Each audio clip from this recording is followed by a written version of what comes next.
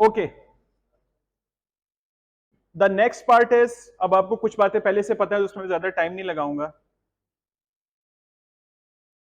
Different categories of the hormones. हमारी body में कौन कौन से हार्मोन है जो प्रोड्यूस होते हैं? तीन जनरल कैटेगरीज हैं, proteins and polypeptides, number one category. Number two are the amines and number three are the steroids. आप लोग एफएससी में पढ़ चुके हो पहली चीजें, लेकिन इसमें कुछ और डिटेल आपको बतानी है मुझे आज, इसको आगे लेके चलेंगे। अच्छा, अमाइंस में आगे दो कैटेगरीज हैं further. One category is the catecholamines and other category are the thyroid hormones. अब यहां पे एक बात है नई जो मैं ऐड करने लगा हूं। एक हमने टर्म पढ़ रखी है पहले, आप लोगों को पता होगा, द लिपोफिलिक एंड लिपोफोबिक, जो सेल मेम्ब्रेन की ट्रांसपोर्ट के मैकेनिज्म्स हैं। Lipophilic substance cross the cell membrane very easily, lipophobic always need something, कोई हेल्प चाहिए होती है। The protein and polypeptide and catecholamines both come under the category of lipophobic. Both of them are lipophobic. The thyroid hormones and steroid hormone come under the category of lipophilic. आज के lecture की जो अगली बात है वो इसी एक कॉन्सेप्ट पे बिल्ट हो रही है। अगर हमें ये चीज समझ आ जाएगी तो आगे इसको हैंडल करना बहुत आसान हो जाएगा, क्योंकि आगे जितने रिसेप्टर मैकेनिज्म है, सेकंड मैसेंजर है, वो सब इसी कॉन्सेप्ट पे बेस कर रहे हैं। अगर हम इसको गलत या कंफ्यूज कर देंगे तो आगे हमारे एमसीक्यू भी गलत हो सकते हैं और कॉन्सेप्ट भी गलत बिल्डअप होगा। If they are lipophobic, then the receptor for these hormones are located on cell membrane. क्योंकि जब ये सेल मेम्ब्रेन क्रॉस नहीं कर सकते तो इनको सेल के अंदर जाने के लिए इजाजत भी नहीं मिलेगी, तो ये अपना काम तो करना है। तो वो काम करने का इनका तरीका क्या है? They take the help of cell membrane receptors, and if these are lipophilic like thyroid and steroid, they just cross the cell membrane and they have intracellular receptors.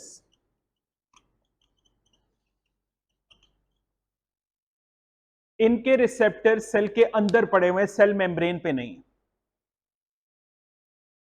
यहां तक बात समझ आ गई? Am I clear with this thing? If I am talking about cell membrane receptors, अब मैं जरा इस पे आ रहा हूं, मैं सिर्फ प्रोटीन, पॉलीपेप्टाइड और कैटेकोलामीन्स की बात कर रहा हूं, जिनको सेल मेम्ब्रेन एंटर नहीं होने देगी। अगर मैं सेल मेम्ब्रेन पे इनके रिसेप्टर की बात करूं, there are two kinds of receptor here, दो तरह के रिसेप्टर है। One is called G protein coupled receptor, other are enzyme linked receptors.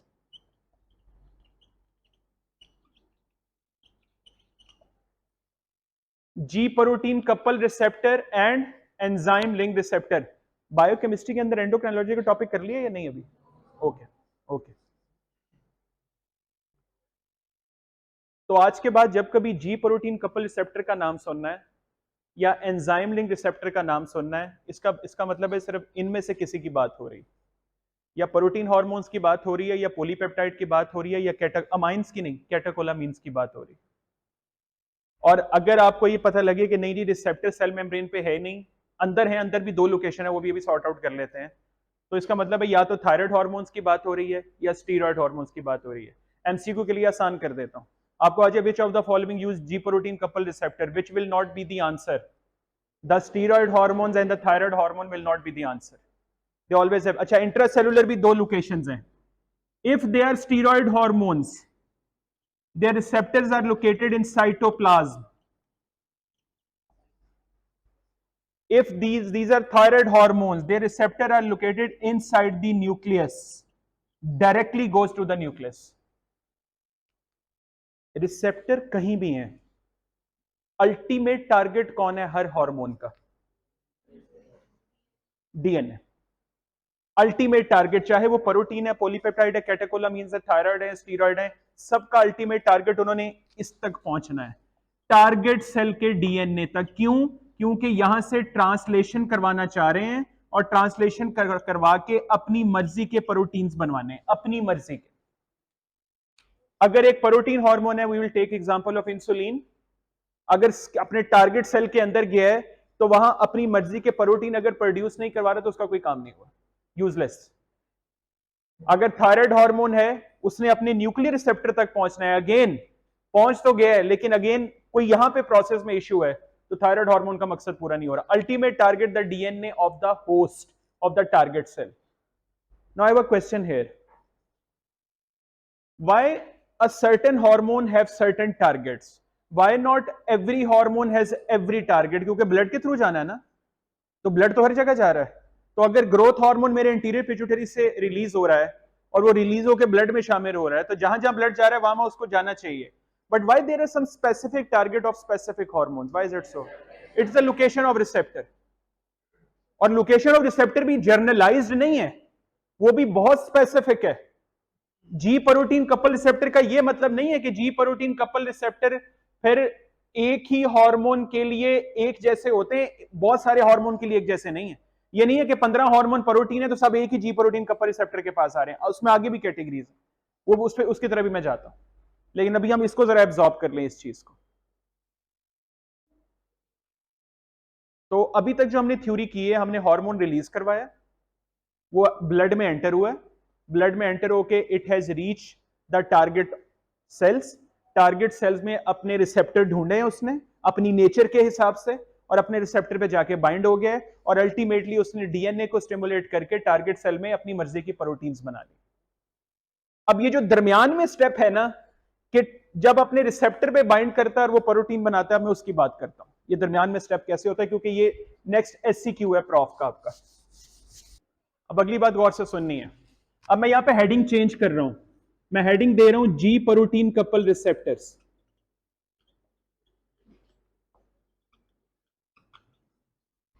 Name the hormones which use this, the protein, the polypeptide. अच्छा हाँ, एक बेसिक बात तो कर लें, what is the difference between protein and polypeptide? Protein a molecule with more than 100 amino acids, and polypeptide a molecule with less than 100 amino acids. 100 is a cut off value. तो इसका मतलब है protein बड़ा होता है, polypeptide size में छोटा होता है। पहली बात ये क्लियर कर लें, होते दोनों अमीनो एसिड से बने हैं, साइज का फर्क है, इसलिए प्रोटीन एंड पॉलीपेप्टाइड का वर्ड यूज करते हैं, और इसमें कोई फर्क नहीं। कैटेकोलामीन जो कैटेगरी है वो हम देते हैं एपिनेफ्रीन एंड नॉर एपिनेफ्रीन को, जो एडिनल मेडल्ला से रिलीज होते हैं, उनको कैटेकोलामीन इसलिए कहते हैं, उसमें रिंग होता है, कैटेकोलामीन रिंग का नाम है, तो उस रिंग स्ट्रक्चर की वजह से उसको कैटेकोलामीन कहते हैं, जो कि अगेन लिपोफोबिक है। जीटीपी की 3 सब यूनिट है इसके इनसाइड पे, अल्फा बीटा गैमा, जो जीटीपी से बाइंड कर रहा होता है जब एक्टिव होता है तो वो जीटीपी बन जाता है, और अल्फा सब यूनिट सेपरेट हो जाता है। That's it, that's good. इसका एक और नाम भी है जी प्रोटीन कपल रिसेप्टर का, इसको सर्पेंटाइन रिसेप्टर्स भी कहते हैं। Serpentine is a word for, ये बेसिकली वर्ड यूज हुआ है बहुत पहले के, देयर इज अ मिथ, उसमें है कि एक कोई इस तरह की, there was some kind of a which, कि जिसके सर पे बिल्कुल ऐसे टेंटिकल लाइक स्ट्रक्चर हुआ करते थे, उसको सर्पेंटाइन वो कहते थे, वो बिल्कुल स्नेक लाइक। तो इसकी भी बिल्कुल फॉर्मेशन वैसे होती है, 7 होता है, तो अगर एक डोमेन बाहर की तरफ होगी तो ऑड है ना, तो लास्ट डोमेन अंदर की तरफ आएगी, इवन होता तो सारी डोमेन बाहर की तरफ ही रहती, तो इसका ऑड होने की लॉजिक ही है सिर्फ। तो खैर ये अंदर की तरफ आती है, एक्टिव करता है। अगला पॉइंट इंपॉर्टेंट है, जो भी जी प्रोटीन कपल हो वो आगे काम क्या कर रहा है, उसका टारगेट कौन है, ये है उसका टारगेट, साइक्लिक एडिनोसिन मोनोफॉस्फेट। अच्छा इसको मैं सिंप्लीफाई करता हूं, साइक्लिक एडिनोसिन मोनोफॉस्फेट का टारगेट कौन है? Protein kinase. और ये प्रोटीन काइनेज वही है जिसने बेसिकली स्टिमुलेशन करनी है प्रोटीन फॉर्मेशन की। इसका मतलब है कि अगर G protein couple receptor cAMP activate नहीं कर पा रहा तो ऑटोमेटिकली प्रोटीन काइनेज एक्टिवेट नहीं होगा। अल्टीमेट टारगेट ये है। अब अगली इंपॉर्टेंट बात, जी प्रोटीन कपल रिसेप्टर अगर तो सीएएमपी का लेवल बढ़ा दे, मतलब कोई ऐसा हार्मोन आके लगा है जिसने इसको ऐसे स्टिमुलेट किया है कि सीएएमपी का लेवल सेल में बढ़ गया है, this kind of receptor are called GS, G stimulatory kind of receptors. एक कैटेगरी वो होती है जो सीएएमपी के लेवल को डाउन कर देती है हार्मोन की, है वही जी प्रोटीन कपल, लेकिन सीएमपी लेवल कम कर देते हैं। This category will be further categorise into inhibitory G protein couple receptor, GI के नाम से।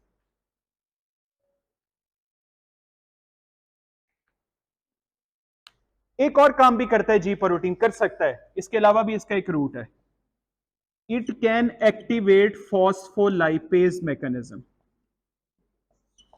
a third category of G protein couple receptor, a third mode of action of G protein couple receptor. This kind of G protein are called as GQ. तो मैं आपको लेकर आ रहा हूं MCQ की तरफ। अब प्रॉफ का एमसीक्यू ये है, आपने हार्मोन्स को फर्दर कैटेगराइज करना है, कौन से हार्मोन जीएस यूज कर रहे हैं, चलो ऐसे नहीं ऐसे बोलता हूं, कौन से प्रोटीन और कैटाकोलामीन जीएस यूज कर रहे हैं, कौन से प्रोटीन और कैटाकोलामीन जीआई यूज कर रहे हैं, और कौन से प्रोटीन कैटाकोलामीन जीक्यू यूज कर रहे हैं। एक हार्मोन तीनों मैकेनिज्म एक वक्त में यूज नहीं कर सकता, कोई एक उसे लेना पड़ेगा, किसी एक तरीके से जाएगा। फॉस्फोलाइपेज, इसके नाम से क्या लग रहा है, फॉस्फोलिपिड को तोड़ता है। फॉस्फोलिपिड की लोकेशन सेल में किधर है, सेल मेम्ब्रेन के अंदर। अच्छा, ये बड़ी इंटरेस्टिंग बात है, जी प्रोटीन कपल रिसेप्टर भी सेल मेम्ब्रेन में, लेकिन जब वो फॉस्फोलाइपेज को एक्टिव करते हैं तो वो उसी मेम्ब्रेन के अंदर फॉस्फोलिपिड की ब्रेकडाउन शुरू करता है। लेकिन एक बात याद रखना, it's very limited breakdown, very limited. आपके ज़हन में साथ ही सवाल शायद आ रहा हो कि सर फॉस्फोलिपिड गए तो फिर तो सेल मेम्ब्रेन गई, वो तो सेल का कॉन्सेप्ट ही खत्म हो गया। बात बिल्कुल ठीक है, लेकिन ये इतना लिमिटेड लेवल पे काम करता है कि सिर्फ थोड़े से फॉस्फोलिपिड को तोड़ता है। उसमें एक फॉस्फोलिपिड यहां पे पड़ा हुआ है, उसका नाम है फॉस्फोइनोसिटोल।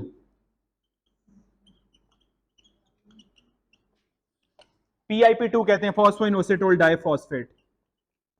ये फॉस्फोलाइपेज इसको, अच्छा फॉस्फोलाइपेज जो एंजाइम है ना, इसकी भी 4-5 टाइप्स हैं, phospholipase A B C D. यहाँ पे फॉस्फोलाइपेज सी है जो जी प्रोटीन यूज कर रहा है, फॉस्फोलाइपेज सी टाइप वाला एंजाइम।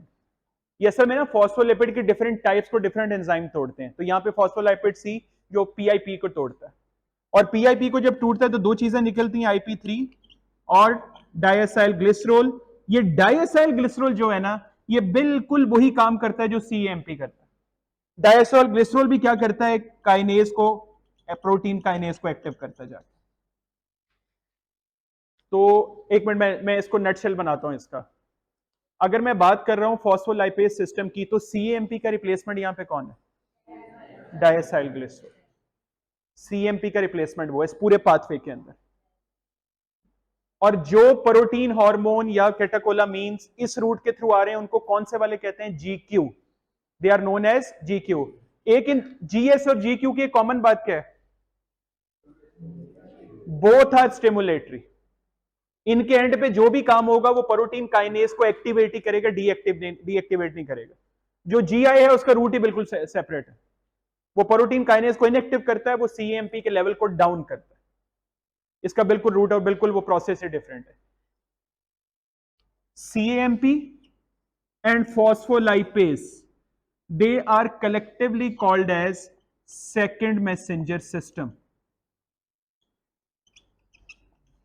ये मैं आपको पहले भी बता सकता था स्टार्ट में, लेकिन अब मैं आपको एक्सप्लेन करता हूं ये क्या होता है। So what is the first messenger, it is the hormone. First messenger is always the hormone, second messenger R these one. आपसे एक सवाल पूछूं मैं, do steroid hormone need second messenger? इसका मतलब है कि सेकंड मैसेंजर का एक प्री रेक्विजिट कॉन्सेप्ट के सिर्फ उन्हीं को चाहिए जो सेल मेम्ब्रेन पर रुक जाता है। अगर कोई हार्मोन सेल मेम्ब्रेन से अंदर एंटर हो जाएगा तो उसको सेकंड मैसेंजर की जरूरत नहीं, वो खुद ही वही मैसेंजर होगा, अल्टीमेट मैसेंजर वो खुद ही होगा जो मैसेज लेके अंदर तक जा रहा होगा। तो एक और MCQ में पता चल गया कि अगर राजा which of the following use second messenger, तो अगेन स्टीरॉयड और थायराइड हार्मोन तो उसमें शामिल नहीं हो, वो कैटेगरी डिफरेंट हो जाएगी। तो सेकंड मैसेंजर का कॉन्सेप्ट हम सिर्फ उन्हीं के साथ यूज करते हैं।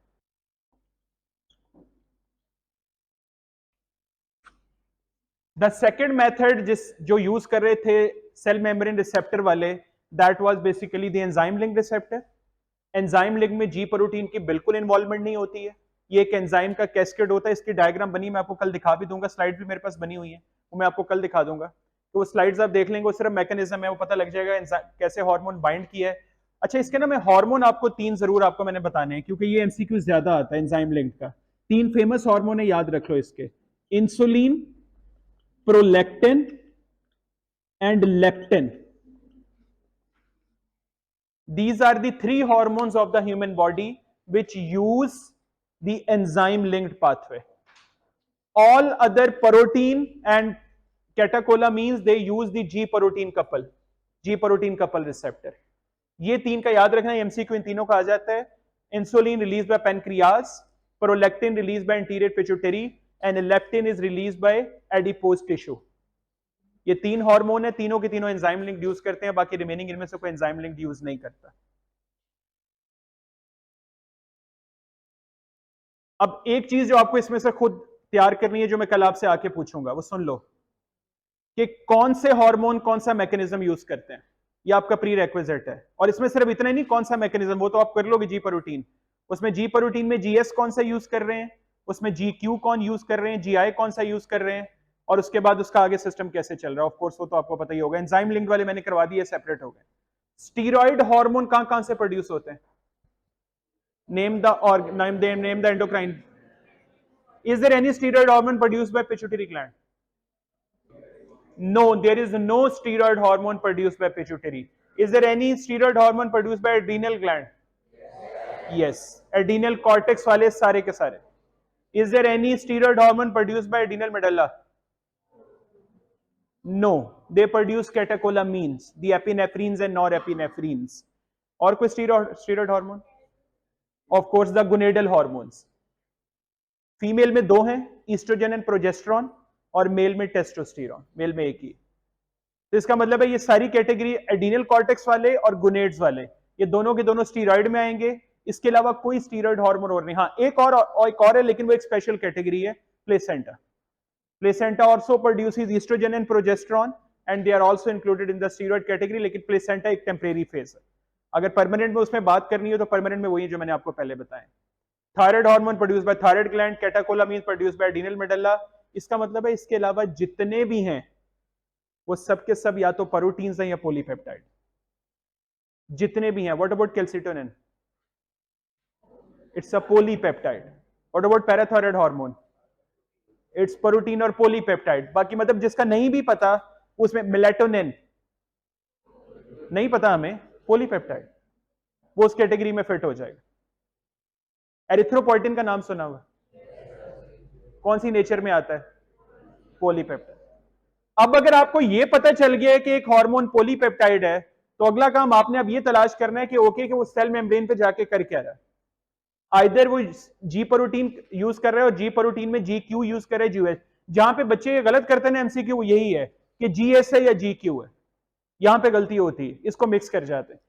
Can anyone name organ or any body tissue which have both endo and exocrine function other than pancreas? What about liver? Exocrine तो bile है। Yes, liver is also along with pancreas having both endo and exocrine function. Liver also produce a hormone which is called somatomedin. The other name for somatomedin are insulin like growth factors. So yes, it also acts as an hormone. Pancreas तो बहुत common है, सबको पता है, लेकिन वो चीजें जो इसके अलावा भी हैं वो भी इसमें इंक्लूडेड है, जिसमें लिवर भी एक आता है। अभी मैं आपको एक स्लाइड भी दिखाऊंगा जिसमें कुछ हार्मोन है, कुछ ग्लैंड ऐसे हैं जो सिर्फ प्योर हार्मोन प्रोड्यूस कर रहे हैं, कुछ ऐसे हैं जो एक्सो एंडो दोनों सिक्रीशन प्रोड्यूस कर रहे हैं। So this is a general anatomy of our endocrine system. What is the top of the list? Hypothalamus. Name the master gland. If pituitary gland is controlled by hypothalamus, then why not hypothalamus is master gland? Because hypothalamus is made up of neurons. Something which is made up of neurons will not be considered as a genuine gland. आप pituitary से नीचे किसी भी gland की बात कर लो, आपको हर जगह सेल्स मिलेंगे जो न्यूरॉन्स नहीं हैं, जो बॉडी सेल्स हैं, और वो एक प्रॉपर हार्मोन प्रोड्यूस कर रहे हैं। हाइपोथैलेमस की एक अजीबोगरीब बात यह है कि ये न्यूरॉन्स का बना हुआ है लेकिन हार्मोन्स भी प्रोड्यूस कर रहा है। तो इसकी एक अजीब और डिफरेंट बात यह है। पहली बात तो ये ज़हन में रख लो। तो हाइपोथैलेमस को हम मास्टर ग्लैंड, अगर आप लोकेशन देखो तो इट इज अ मास्टर, क्योंकि ये पिट्यूटरी को भी कंट्रोल करने वाला है, लेकिन it is not made up of a pure endocrine cells, that's why it is not called gland even. इसको हम हाइपोथैलेमस, ये मैं इसको एमसीक्यू को ऐसे कह लेता हूं, hypothalamus is included in alpha nervous system, beta endocrine system, there is no both of the above option. क्या चूज करेंगे? We will include in nervous system, और उसकी बेसिक लॉजिक बड़ी आराम से, न्यूरॉन्स का बना हुआ है। हम सेरिब्रल कॉर्टेक्स को नर्वस सिस्टम में क्यों लेते हैं? न्यूरॉन्स का बना हुआ है। स्पाइनल कॉर्ड को क्यों लेते हैं? न्यूरॉन्स का बना हुआ है। तो बिल्कुल इसीलिए हाइपोथैलेमस का प्राइमरी फंक्शन नर्वस में आता है। हाँ, उसका एक फंक्शन ये भी है कि इसको कंट्रोल करता है। अब इसकी अगली सेंस भी समझनी जरूरी है। बेटे जल्दी आओ, जल्दी आओ, close the door please. Why Allah Jalla Shanu has placed hypothalamus above pituitary gland? Now there is a very strong reason behind it. अगर नहीं था ये ग्लैंड तो इसको हार्मोन प्रोड्यूस करने की जरूरत ही क्या थी? ओके, एक एग्जांपल ले लेते हैं। Do we feel stress? I think we all do at some stage of our life. Can you tell me there are 5 hormones which are released in the body when you are in stress. There are 5 hormones, stress hormones. Point ये नहीं है. The point is, can you tell me the link between stress and the release of hormone? All 5 are released from different parts of the body. Stress आप feel करते हो इधर, mental stress, मैं physical stress की बात नहीं कर रहा इस वक्त, मैं मेंटल स्ट्रेस की बात कर रहा हूं। आप यहां पे फील कर रहे हो, जो भी स्ट्रेस है, किसी को पर्सनल है या कोई भी स्ट्रेस है, लेकिन it is converting into hormonal response. And what is that thing which is converting that nervous stimulation into a chemical one? Hypothalamus. This is the importance of it. Puberty arrives at some part of the life. There is a certain age in male and females. What is the trigger of that puberty? What is the first hormone we called कि अब puberty, इसकी वजह से puberty आई है? That is gonadotropin releasing hormone, released from hypothalamus. Why there is not a particular definitive age for that? ऐसा तो नहीं होता ना, हम किसी ह्यूमन में कभी डेफिनेटिव नहीं बोल सकते हैं कि यार ये इतनी ही एज पे और इसी दिन पे और इसी टाइम पे आएगी। ये फिक्स नहीं है ड्यूरेशन। क्यों नहीं है? Because the impact of environment taken by the hypothalamus of different persons is totally different. वो डिफरेंट इंपैक्ट होता है। आपको पता है मेनार्की की एज जो है, onset of puberty in females and then onset of puberty in male, it has reduced quite a lot because of onset of this all this social media and all this stuff. क्योंकि जो impact हम ले रहे हैं environment से, अब वो बहुत ज्यादा हो गया as compare to the previous years, 30-40 years ago. So this is the role of hypothalamus. It converts the nervous stimuli into the hormone. अगर किसी का हाइपोथैलेमस निकाल दिया जाए, hypothetically speaking, तो उसके बाकी जो सर्केडियन रिदम वाले हैं वो तो शायद चलते रहेंगे, जो ऑटोमेटिक सुबह शाम के हिसाब से निकल रहे हैं। वो भी अभी मैं बताता हूँ वो क्या होता है, 2 रिदम्स हैं। लेकिन जो उसका नर्वस स्टिमुलेशन से जो उसको केमिकल मैसेंजर में कन्वर्ट होना है, वो कभी नहीं होने वाला। ये वाइवा क्वेश्चन भी जो मैंने आपको पहले पूछा, अभी जब स्ट्रेस हार्मोन पढ़ेंगे तो उसमें दोबारा से क्लियर कर दूंगा कि how these 5 stress hormone release when you feel stress here in the mind. So वो कैसे उसको लेता है और उसको पिक करता है। बेटे स्ट्रेस भी एक सेंसरी स्टिमुलस है, एक डिस्टर्बेंस से सही है तो सेंसरी स्टिमुलस। वो सेंसरी स्टिमुलस जब ऊपर ब्रेन में जाता है तो definitely it goes to hypothalamus. Hypothalamus किस सिस्टम का पार्ट है?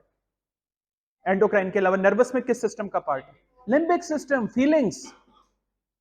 लिम्बिक सिस्टम हमने जब पढ़ा था तो तभी ये बात हुई थी कि it is related to your feeling everything, pleasure, happiness, rage, punishment, whatever, जितनी फीलिंग्स आती हैं, तो feelings also related to your hormones. तो इसलिए hypothalamus is the part which is converting those feeling into release of the hormones. अच्छा, hormones का feeling में क्या काम है? हार्मोन का फीलिंग में काम यह है कि बॉडी को एक होम्योस्टेसिस पे मेंटेन रखना।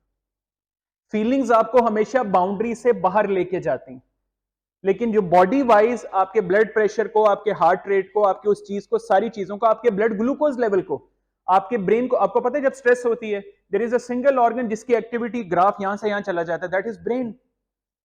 तो उसको ग्लूकोज भी ज्यादा चाहिए, उसको ब्लड सप्लाई भी ज्यादा चाहिए, उसकी एक्टिविटी बहुत एनहांस हो गई है। जब आपको स्ट्रेस होती है वी कांट स्लीप, हमें नींद नहीं आ रही होती है, हमारा ईटिंग पैटर्न डिस्टर्ब हो जाते हैं। सो उस वक्त बॉडी को नॉर्मल रखने की कोशिश करना ये हार्मोन कर रहे होते हैं। तो हार्मोन का कॉन्सेप्ट आपने फीलिंग्स में ऐसा बनाना है। ब्रेन एक चीज को फील करवाता है, हार्मोन बॉडी को नॉर्मलाइज करने की कोशिश कर रहे होते हैं। इसलिए 4-5 रीजन, मैं स्ट्रेस के एक एग्जांपल दिए, अगर मैं ब्लड ग्लूकोज लेवल की बात करूं ये एक और एग्जांपल आ जाएगी। So there are many things, that's why hypothalamus lies ahead above of every endocrine gland. और फिर मजे की बात यह है कि हाइपोथैलेमस जिस चीज से कोऑर्डिनेट करता है वो सिर्फ पिट्यूटरी ग्लैंड है। हाइपोथैलेमस थायराइड से डायरेक्टली कोई इंटीग्रेशन नहीं है, इसका पेनक्रियास से रिलेटेड कोई इंटीग्रेशन नहीं, इसका थायराइड से कोई इंटीग्रेशन नहीं है, सिर्फ पिट्यूटरी को कंट्रोल कर रहा है, क्योंकि pituitary is the one which will be going to control rest of the body. अब आपको बात समझ आएगी कि हाइपोथैलेमस की लोकेशन और इसकी साइंस अल्लाह ने इसको क्यों रखा है यहाँ। ओके, सो ये आपके राइट साइड पे कुछ कलर में ब्लॉक्स आ रहे हैं। अब यही मैंने जो आपको अभी बात की थी कि मिक्स सिक्रीशंस किसकी हैं, एंडोक्राइन किसकी हैं, just look at the purple और ब्लू ब्लॉक, इसको कह लो purple, I think purple one are those solely endocrine function. और हम जब एंडोक्राइनोलॉजी में पढ़ते हैं ना, हम यही वाले ग्लैंड्स पढ़ते हैं डिटेल में, बाकी हम पढ़ते ही नहीं है, बाकी हम उसको देखते नहीं, उसके जिक्र हो जाता है कि यार फलाना हार्मोन ये पार्टिसिपेट कर रहा है, वो ये कर रहा है, लेकिन इनको डिस्कस करते हैं। And those are pituitary gland, the parathyroid, thyroid and adrenal gland. जो रेस्ट ऑफ जितने भी हैं या तो उनके मिक्स सिक्रीशंस हैं, ये यहाँ पे ब्लॉक में लिखा हुआ है, the green one are the mixed and the blue one have the complete function uncertain. उनका फंक्शन, जिसमें पाइनियल ग्लैंड एक टॉप ऑफ द लिस्ट लिखा हुआ है, कि उसका फंक्शन आज भी अनसर्टेन है, उसका पता ही नहीं है। तो हमारी जो सारी इसके एंडोक्राइनोलॉजी की डिस्कशन है वो यहाँ पे रहेगी, pituitary gland, parathyroid, thyroid, adrenal, इसी को हम ज्यादा डिस्कस करेंगे। जो रिमेनिंग पार्ट है रिप्रोडक्टिव ट्रैक का, वो सेपरेटली डिस्कस होगा उसमें। Overall this is the function of our endocrine system, homeostasis को मेंटेन करना। और होमियोस्टेसिस को मेंटेन करने में क्या पॉइंट्स आते हैं? Regulating the organic metabolism. आपको पता है, अभी मैं आपको इंडिविजुअल जब हार्मोन करवाना शुरू करूंगा ना, तो मैं आपको फंक्शंस की 2 हेडिंग्स करवाऊंगा। एक हेडिंग होगी मेटाबॉलिक फंक्शंस, एक होगी नॉन मेटाबॉलिक फंक्शंस। हार्मोन के एमसीक्यू और एससीक्यू का आंसर दिया ही नहीं जा सकता अगर आपको ये कॉन्सेप्ट ही क्लियर नहीं। आपको बहुत अच्छे तरीके से पता होना चाहिए, आपके ना ब्लॉक्स ऐसे बिल्डअप होने चाहिए कि यार ये वो हार्मोन है जिनका सिर्फ मेटाबॉलिक फंक्शन है, नॉन मेटाबॉलिक है ही नहीं, और ये वाले हैं जिनके दोनों हैं, और ये वाले जिनके सिर्फ नॉन मेटाबॉलिक है, उनका मेटाबॉलिक से कोई ताल्लुक नहीं। And whenever you talk about metabolism, we are talking about what? Metabolism की बात करते हुए किसकी बात कर रहे हैं? The use of your nutrition in the cell. All the nutrition which is reaching the cell, how is it used? Second year की बायोकेमिस्ट्री को कहते हैं यार, जो सेकंड ईयर बायोकेमिस्ट्री पढ़ते हैं वो मेटाबॉलिक बायोकेमिस्ट्री है, क्योंकि उसका सारा फोकस इस बात पे हो रहा होता है कि सेल आपके फूड को ले कैसे रहा है। If you are eating glucose, how glucose is being used there. If you are eating protein, तो सेल का प्रोटीन में क्या यूज है, लिपिड्स का क्या यूज है। तो ये जो मेटाबॉलिक जब मैं आपको पढ़ाऊंगा, तो मेटाबॉलिज्म हम यही कैटेगराइज करेंगे, कार्बोहाइड्रेट मेटाबॉलिज्म, हार्मोन क्या कर रहा है इसके साथ, प्रोटीन मेटाबॉलिज्म, लिपिड मेटाबॉलिज्म। वो मैं आपको एक टेबल पूरा कराऊंगा, इसे हम करेंगे। तो ये सबसे इंपॉर्टेंट मेटाबॉलिज्म है, including adaptive changes to help the body cope with stressful situation. अभी मैंने आपको एग्जांपल दी कि स्ट्रेसफुल सिचुएशन में बॉडी ने अपने आप को नॉर्मल कैसे रखना है विदाउट योर विल। बेटे अगर स्ट्रेस में विल पे बात आ जाए ना, तो विल पे तो हम खाना पीना भी शायद छोड़ देते हैं, विल पे हम अपनी नॉर्मल एक्टिविटी छोड़ देते हैं, लेकिन बॉडी के अंदर अल्लाह ताला ने कितना जबरदस्त सिस्टम रखा हुआ है, फाबियजिया अलाई रब्बी को मातो कज़िबान, के अंदर ही अंदर बॉडी बिल्कुल अल्लाह ताला कोशिश पूरी कर रहे हैं कि बंदा अंदर से नॉर्मल रहे। Promoting smooth sequential growth and development, of course ये सब जनरल फंक्शंस हैं एंडोक्राइन सिस्टम के। कंट्रोलिंग रिप्रोडक्शन, रेगुलेशन, अब ये इंडिविजुअल आ गए, इंडिविजुअल सेल पे चले गए। रिप्रोडक्टिव हार्मोन्स हैं, red cell production erythropoietin, along with the autonomic nervous system controlling integrating epinephrine और epinephrine के functions. What is this slide is showing? क्या है ये? कौन से हार्मोन है ये?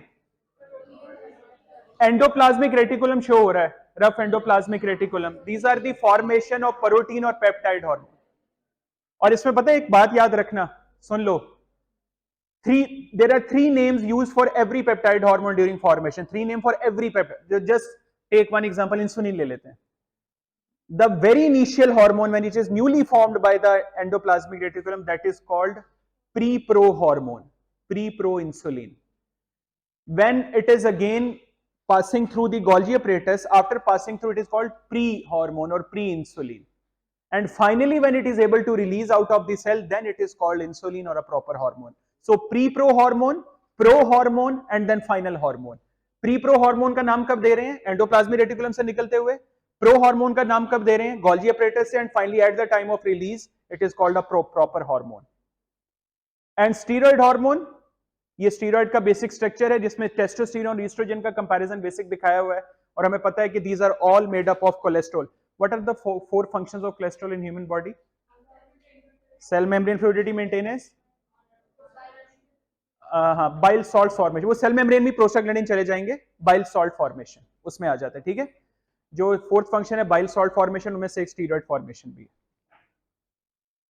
ये फॉर्मेशन ऑफ स्टीरॉयड हार्मोन्स है, ये एक स्टेप लिखा हुआ है एड्रीनल कॉर्टेक्स में, स्लाइड डिटेल से करेंगे या सिर्फ आपको ये एक ही चीज दिखाना मकसद है, the precursor of these is cholesterol, then everything rest is from it. ये सिर्फ फॉर्मेशन है अमाइंस हार्मोन की, जो कि बेसिकली थायरॉक्सिन है, थायराइड से बन रहे होते हैं। अच्छा, इसमें ना मैं एक आपको बात बता दूं, जरा समझ लेना। If it is a polypeptide hormone, now next important concept, in the blood the polypeptide are usually free. If it is steroid or amine, then in blood it is mostly attached. दोबारा बता रहा हूं, the proteins and polypeptide when they run in blood they are in free form, या हम इसको ये बोल सकते हैं dissolved in plasma, easy बात मैं करना चाहूंगा। But if it is steroid or if it is amine and it is running in blood, in which form it will be running? Attached to what? Plasma proteins. तो protein और polypeptide तो protein से attach नहीं होंगे ना, वो तो free रहेंगे, तो वो प्लाज्मा में डिसॉल्व रहते हैं, स्टीरॉइड अटैच रहते हैं। इसकी एक सिग्निफिकेंस भी है, which is the quicker to act.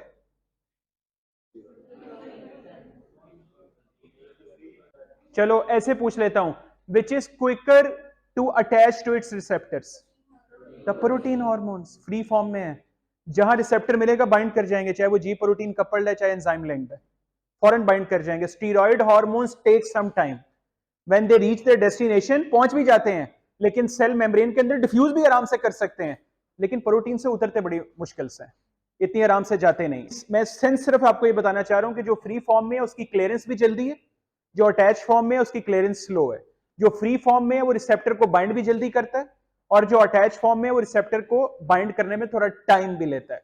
लेकिन आगे जाके कौन जल्दी जा रहा है अंदर? जब सेल पे पहुंच गया, उतर भी गया, तो अब जल्दी काम कौन कर रहा है? अब स्टीरॉइड्स कर रहे हैं, क्योंकि अब पेप्टाइड हार्मोन को जो टाइम उन्होंने पहले सेव किया वो उनका लग जाना है रिसेप्टर के ऊपर, कि जी प्रोटीन कपल उनको टाइम लगेगा, अपना मैसेज अंदर सेकंड मैसेंजर सिस्टम इन्वॉल्व हो गया। लेकिन स्टीरॉइड और अमाइंस के लिए यहाँ पे ब्लेसिंग क्या है? कोई second messenger. Amines means I am talking about thyroxine, if amines की बात करूं, कैटेकोलामीन्स की बात नहीं कर रहा। तो thyroxine and steroid they will take lesser time. तो अच्छा, ओवरऑल कंपेयर करें ना तो दोनों का टाइम ऑलमोस्ट सेम हो जाता है, क्योंकि पहले ने प्रोटीन ने ब्लड में टाइम कम लिया है, स्टीरॉइड ने वहां ज्यादा लिया है, लेकिन सेल के अंदर एक्शन में ऑपोजिट हो। Again summary of major hormone, I hope you people remember that, के रिलीज बाय हाइपोथैलेमस कौन कौन से हैं? जो इंटीरियर पिट्यूटरी के हार्मोन है उनको, लाइक टीएसएच को टीआरएच कर रहा है, एसीटीएच को सीआरएच कर रहा है, एफएसएचएलएच को कंट्रोल जीएनआरएच कर रहा है। You people already know that, and you have to memorise the 6 hormone release by anterior pituitary, इसमें कोई चॉइस नहीं है। एंटीरियर पिट्यूटरी के 6 हार्मोन आपको बहुत अच्छे तरीके से, फंक्शन हम करेंगे सबके इंडिविजुअली लेता, लेकिन इनके नाम तो एटलीस्ट यार बिल्कुल मिस नहीं होने चाहिए, तो बहुत ही इंपॉर्टेंट प्री रेक्विजिट है। अच्छा, इन 6 की नेचर क्या है? Protein and polypeptide, protein and polypeptide, इसको सेम कैटेगरी रखो, प्रोटीन एंड पॉलीपेप्टाइड, इसको इकट्ठा ही बोलना है और ये इकट्ठे ही चलते हैं, यहाँ ये सेम यहाँ पे होते हैं, और ये सारे के सारे हार्मोन एंटीरियर पिट्यूटरी से रिलेटेड है। हाँ, एक बात और याद रखो एमसीक्यू के लिए, सब इक्वल नंबर में रिलीज नहीं होते। इट्स नॉट लाइक कि आपको के 6 हैं तो 100% सेल होंगे तो शायद 15% सबको आएंगे। The 75% of the cells of anterior pituitary they produce growth hormone only. 75% of the cells of anterior pituitary they produce growth hormone only, और रिमेनिंग 25% जो है वो बाकी 5 प्रोड्यूस करते हैं। ये पता मैं आपको क्यों बता रहा हूं? अगर एंटीरियर पिट्यूटरी का कोई डिफेक्ट हो तो सबसे पहले कौन हार्मोन उसको शो करेगा? Growth hormone. This is the reason behind it. Anterior pituitary का ट्यूमर है तो ग्रोथ हार्मोन की ओवर सिक्रीशन सबसे पहले होगी। एंटीरियर पिट्यूटरी डिस्ट्रॉय हो गया है या ऑटोइम्यून डिजीज की वजह से कोई हिट हो गया है, तो सबसे पहले जो डिक्रीज होगा वो कौन सा होगा? Growth hormone. This is the reason. तो 75% of the cell produce growth hormone, remaining 25%। अच्छा, ये जरा ना, ये स्लाइड ज्यादा इंटरेस्टिंग है इन सब हार्मोन में अनयूजुअल बातें लिखी हुई हैं। ऊपर जरा आपने लेफ्ट हैंड साइड पे कौन सा ग्लैंड लिखा है? Pineal gland, and it produces a hormone which is called melatonin. इसका मैकेनिज्म आज तक अंडरस्टूड नहीं, इसके बारे में मैंने 2-3 इंटरेस्टिंग बातें बतानी है आपको जो आपको नहीं पता, और रिसर्च ओरिएंटेड बातें हैं, अगर गौर से सुनना। पाइनियल ग्लैंड, एक minute, pineal gland controls the circadian rhythm. Okay, you know what is circadian rhythm? Are 24 hours biological clock. हमारी बॉडी में ना कुछ हार्मोन जब शाम होती है तो उनका अमाउंट कम हो जाता है, जब सुबह होती है तो ज्यादा हो जाता है। अच्छा, ये शाम और सुबह के साथ नहीं है, ये स्लीप के साथ है। मैं इसके पता क्यों शाम और सुबह क्यों नहीं बोलूंगा, इसलिए नहीं बोलूंगा कि there are some certain professions जो रात को जागने वाले हैं, जो चौकीदार लोग हैं, तो ऐसे लोगों में पैटर्न बिल्कुल उल्टा हो जाता है। द पैटर्न ऑफ हार्मोन के जो आम लोगों में सुबह के वक्त ज्यादा होता है, उनमें वो शाम के वक्त हार्मोन ज्यादा होता है। अच्छा, मैं एक और बात क्लियर कर दूं, there is nothing wrong with this thing, कि इसमें ये कुछ गलत नहीं है, कि अगर इसका मतलब है कि अगर ये गलत होता तो शायद एक जो जो वर्कर था, जो रात को ड्यूटी देने वाला गार्ड था, तो उसको बहुत जल्दी कोई प्रॉब्लम्स आनी शुरू हो जाती है। ऐसा नहीं होता। अगर वो अपनी वो 8 to 10 आवर या 6 to 8 आवर की स्लीप पूरी ले रहा है, वो दिन में या रात में किसी भी वक्त ले रहा है, the body will be totally fine. तो ये दिन रात के साथ एसोसिएटेड नहीं है, ये स्लीप पैटर्न के साथ एसोसिएटेड, पहली बात ये। अच्छा, पाइनियल ग्लैंड की एक और इंटरेस्टिंग बात है बहुत ज्यादा। पाइनियल ग्लैंड का circadian rhythm is affected by very strange kind of things, very strange. And the top of the list जो रिसर्च कह रही है, that are tones. yes, tones of certain things, the sounds of certain thing, they affect the pineal gland। मैं आपको उसकी बड़ी example देता हूं। एक वो टॉपिक ये है कि आपने सुना भी होगा शायद कि कैंसर के पेशेंट को सूरह रहमान सुनाई जा रही है कारी अब्दुल बासित साहब की आवाज में, सिर्फ उन्हीं की आवाज में, and they are actually being treated without giving any medications. ये प्रूव्ड है, केसेस रिपोर्ट हुए हैं। I personally know one of the case as well. अब अगर हम इसकी पैथोफिजियोलॉजी पे पीछे रीच करें कि what is that thing actually which is changing, and actually there is a research, उन्होंने इसको ऐसे एड्रेस किया हुआ है कि जब ये टोन सुनाई गई एक टिपिकल आवाज और टिपिकल टाइम के अंदर, तो उन्होंने जाके पाइनियल ग्लैंड के सर्केडियन रिदम को इस तरह से इफेक्ट किया, और उन्होंने अपनी हार्मोन सिक्रीशन, वो सर्केडियन पूरे हार्मोन को चल रहा है ना, तो पूरे हार्मोन की रिलीज ऐसे सेट हुई कि ओवरऑल कैंसर पे इनहिबिटरी इफेक्ट आना शुरू हो गया। सो इसीलिए मैं आपको ये बताना चाह रहा था कि पाइनियल ग्लैंड की stimulation, it is a very strange thing, it is a topic of very high good research, क्योंकि अभी तक पाइनियल ग्लैंड का सही तरह से फंक्शन अभी भी समझ नहीं आया कि how actually it is functioning in such a good pattern manner. अब बच्चे जो होते हैं, जो बिल्कुल न्यू बॉर्न्स होते हैं फर्स्ट मंथ के, they sleep for 20 to 22 hours in a day, and gradually when they develop 1 year 2 year 3 year school going child होता है, तो स्लीप ड्यूरेशन कम हो जाती है। A good sleep always produces a very good amount of growth hormone. जितना अच्छा बच्चा सोता है उसमें ग्रोथ हार्मोन उतना अच्छा प्रोड्यूस होता है, और उसकी ग्रोथ के लिए उतना ही एसेंशियल है, again controlled by pineal gland. There is a very strong importance. नहीं, आपको लग रहा होगा आपको मजीद ग्रो करने की जरूरत है, बिल्कुल नहीं है, हो गया जितना माशाल्लाह। ये जो ग्रोथ है ना, ये और नहीं हो सकती है, ये जो रह गया वो रह गया, ये ऐसी चलेगी। लेकिन just a link with this, एकदम सोचने लग पड़े सर नींद इतनी इंपॉर्टेंट है। फीडबैक बहुत इंपॉर्टेंट है हर जगह पे, लेकिन हार्मोन्स तो फीडबैक के बगैर चलते नहीं। नेगेटिव फीडबैक का कॉन्सेप्ट आपको पता है, इट प्रिवेंट्स ओवर एक्टिविटी और अंडर एक्टिविटी, दोनों के लिए नेगेटिव है। और पॉजिटिव क्या करता है, ओवर एक्टिविटी को मजीद ओवर कर देता है, अंडर एक्टिविटी को मजीद अंडर कर देता है, और every target hormone gives a negative feedback to original gland. इसी पे काम कर रहा होता है सारा। पॉजिटिव फीडबैक की एग्जांपल एक रिप्रोडक्टिव साइकिल में आती है, जिसमें डे 14 पे the ovulation process is under LH, और उसमें LH का टोटल पॉजिटिव फीडबैक होता है विद एस्ट्रोजन। हाँ, ये दो साइकिल जिसकी बात कर रहा हूं। द सेकंड साइकिल किसी नाम सुना है इसका? वो मुझे पता लग गया पढ़ते ही, अल्ट्रेडियन, मुझे वहीं से समझ आ गई कि फंस रही है गेम। अच्छा सुन लो, सुन लो, पहली बात तो ये, दिस बड़े सुन लो, this cycle is not normally occurring in a human being, it is only occurring in some patients, and these patients have bipolar disorders। bipolar disorder तो आपने सुनी रखा होगा कि at certain time they are highly excited, at certain time they are highly depressed। ये एक disorder, yes sir, ये एक डिसऑर्डर होता है। जितना जितना ऊंचे यस सर का है, चेक करवा लो आज जाके। ये उनमें पैटर्न आते हैं अल्ट्रेडियन। अब सुन लो बेटे, ये रिदम्स आते हैं इनमें कि एट सर्टेन टाइम जो मूड एलिवेशंस के पैटर्न है, और सर्टेन टाइम जो मूड डिप्रेशन के पैटर्न। अच्छा, इसको देखा गया है इनका कोई डे और नाइट टाइम के साथ भी एसोसिएशन है। At certain time of the day they show this kind of pattern, it is not random. तो इसी को फिर रिदम का नाम दिया गया, लेकिन of course they appear in a patient, circadian rhythm is normal, लेकिन again ultradian rhythm is associated with hormone release. और ये क्लियरेंस रेट, मैंने आपको क्लियरेंस के बारे में बताया था, rate of disappearance of hormone from the plasma divided by the concentration of hormone in plasma. ये प्लीज इस स्लाइड को नोट डाउन कर लो, please write down this slide. The causes of down regulation of the receptors, and what is the cause in that case might be the inactivation of the receptor molecule. There is nothing wrong with these, just inactivated. By the way, receptor nature में होते क्या हैं? ये खुद क्या है? Proteins. ये intrinsic proteins. और इंट्रिंसिक प्रोटीन कहां से आ रही है? सेल बना के खुद ही डाल रहा है वहां पर.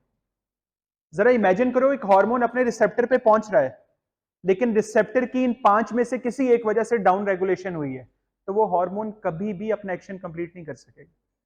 इसका मतलब है हार्मोन के लिए हार्मोन का ग्लैंड ही सिर्फ इंपॉर्टेंट नहीं है, वो टारगेट टिश्यू का रिसेप्टर बनना भी उतना ही इंपॉर्टेंट. आपको पता है ये डाउन रेगुलेशन ऑफ रिसेप्टर की इतनी ज्यादा स्टडी हो रही है आजकल, क्योंकि डिफरेंट डिजीजेस में पता ये चल रहा है कि एक्चुअल कॉज ही ये है.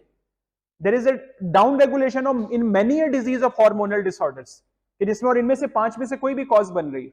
अब वो ये क्यों हो रहा है? Of course this is the pathophysiology, कि जो रिसेप्टर सेल है उसको क्या प्रॉब्लम हो गई है कि बैठे बिठाए अपना रिसेप्टर इनएक्टिवेट कर दिया है, अपनी प्रोटीन इनएक्टिव कर दी है, सिक्वेस्ट्रेशन ऑफ रिसेप्टर्स है, एक गुच्छा सा बना दिया रिसेप्टर का और वो नॉन फंक्शनल हो गए हैं. उसके लाइसोसोम ने अपने रिसेप्टर को क्यों खाना शुरू कर दिया?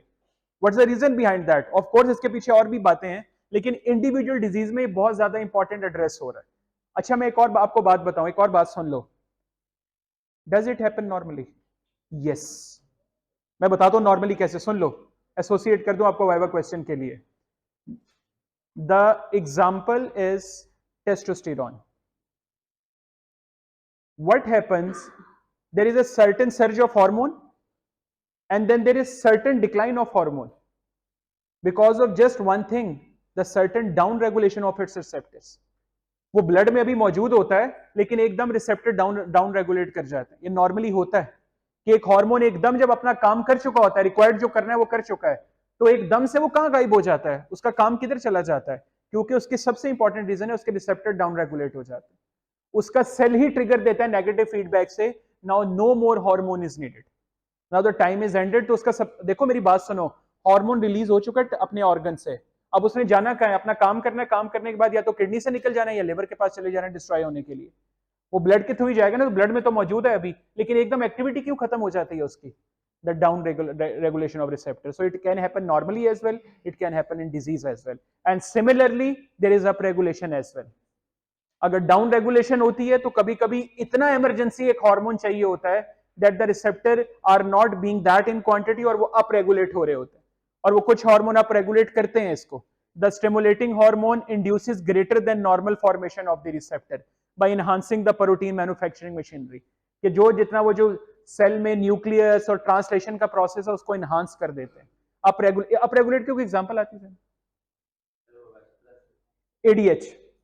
ADH when acting on the kidney at the level of collecting drug, what it is doing? Up regulating the formation of aquaporins there, ताकि फौरी तौर पे एक्वापोरिन्स बने पानी, क्योंकि वो इमरजेंसी कंडीशन में आ रहा है, नॉर्मल नहीं आ रहा है ADH. जब आपको वाटर बचाना है, जब आप बहुत ज्यादा स्वेट कर रहे हैं तब आ रहा है, तो ऑफ कोर्स वो इमरजेंसी में अप रेगुलेट हो जाता है. और ये जी protein couple receptor, enzyme link receptor, इसकी बात होगी. मैं डायग्राम सिर्फ इसकी देख लो. इसके 2 एंजाइम होते हैं, जैक और स्टैट. ये आपने इससे रिलेटेड याद रखने. 3 हार्मोन कौन से लिखवाए थे इसके साथ मैंने? Leptin, insulin and prolactin, enzyme linked. और ये वो एंजाइम लिंक की डायग्राम है. डायग्राम किसी की भी बनानी आ सकती है, जी प्रोटीन की क्योंकि आराम से बनाई जा सकती है, आपको लेबलिंग अच्छे से करनी है इसकी. ये जैक स्टैट होती है, इसमें इसके भी सब यूनिट हैं, इसके भी आउटर और इनर सब यूनिट है, लेकिन वो जी प्रोटीन की तरह नहीं है, सर्पेंटाइन पैटर्न नहीं है इसका. बाहर वाले अल्फा सब यूनिट होते हैं, अंदर वाले बीटा सब यूनिट होते हैं, इन पे वाई लिखा हुआ है. और उसके बाद जैक स्टैट को एक्टिवेट करता है, स्टैट जाके अंदर न्यूक्लियस के अंदर जाके ट्रांसक्रिप्शन एंड ट्रांसलेशन का प्रोसेस कैरी आउट करते हैं.